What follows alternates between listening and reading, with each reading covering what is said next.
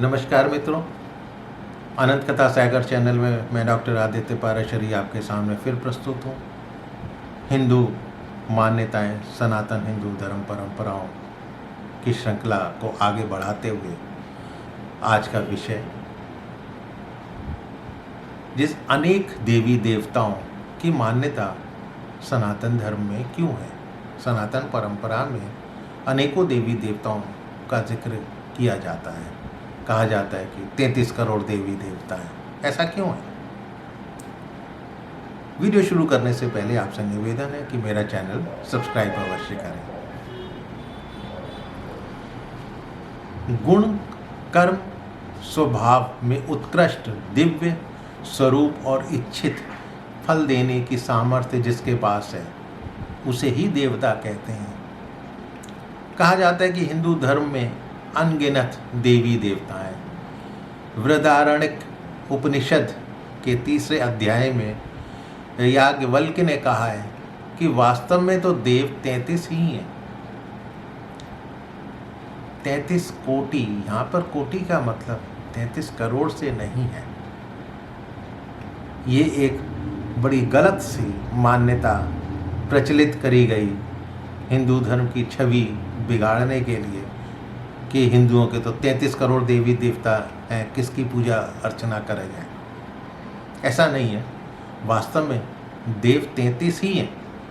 कौन कौन से?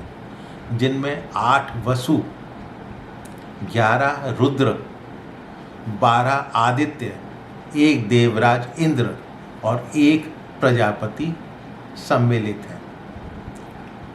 अग्नि, पृथ्वी, वायु, अंतरिक्ष, आदित्य, देव, चंद्रमा और नक्षत्र, ये 8 वसु कहलाते हैं जिन पर सारी सृष्टि टिकी हुई है।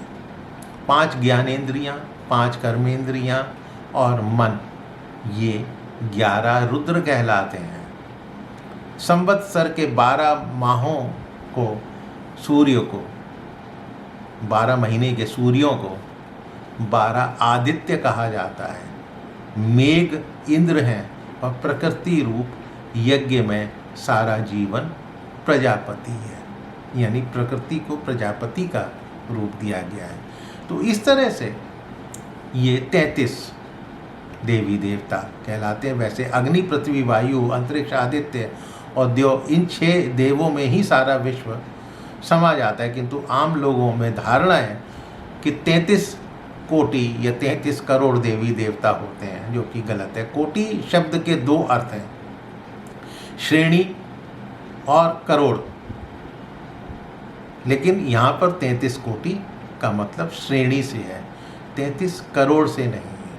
शायद इसी वजह से ये धारणा बन गई हो कि कोटि शब्द का इस्तेमाल श्रेणी भी के लिए भी होता है और कोटि शब्द का इस्तेमाल करोड़ के लिए भी होता है।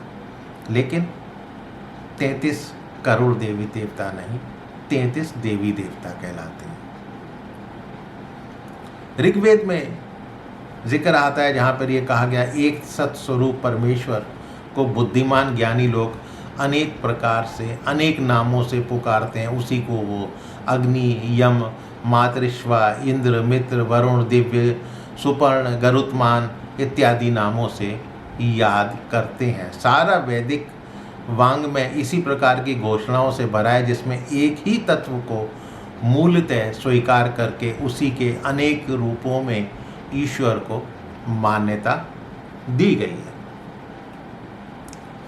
समाज में ब्रह्मा, विष्णु, महेश प्रधान देवता माने जाते हैं और लक्ष्मी, सरस्वती तथा दुर्गा प्रधान देवियाँ हैं। इन सब देवों में श्रेष्ठ कौन है, उसके संबंध में एक कथा है कि एक बार ऋषियों में विवाद होने लगा कि ब्रह्मा, विष्णु और महेश तीनों में कौन सा देवता बड़ा है। इसके लिए ब्रह्मा जी के पुत्र भृगु को नियुक्त किया गया। भृगु सबसे पहले ब्रह्मा जी के पास ब्रह्मलोक में पहुँचे तो वो पुत्र को देखकर प्रसन्न हुए, लेकिन उसके प्रणाम, स्तुति, वंदना ना करने के कारण ब्रह्मा जी क्रोधित हो गए और बगैर कुछ बोले हुए चले गए। फिर भृगु जी कैलाश पर्वत पहुँचे।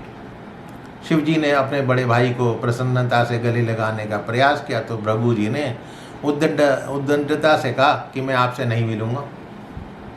क्योंकि आपने लोक एवं वेद मर्यादा का उल्लंघन किया है। अब उनके इस तरह से कहने से और इस व्यवहार से शिव क्रोधित होकर त्रिशूल लेकर उन्हें मारने के लिए दौड़ पड़े। फिर भृगु जी बैकुंठ लोक पहुँचे। उसी समय श्री हरि विष्णु सोए हुए थे। भृगु बहुत देर तक खड़े रहे, किंतु जब विष्णु की निद्रा भंग ना हुई तो भृगु ने क्रोधित होकर उनके वक्षस्थल पे लात मारी।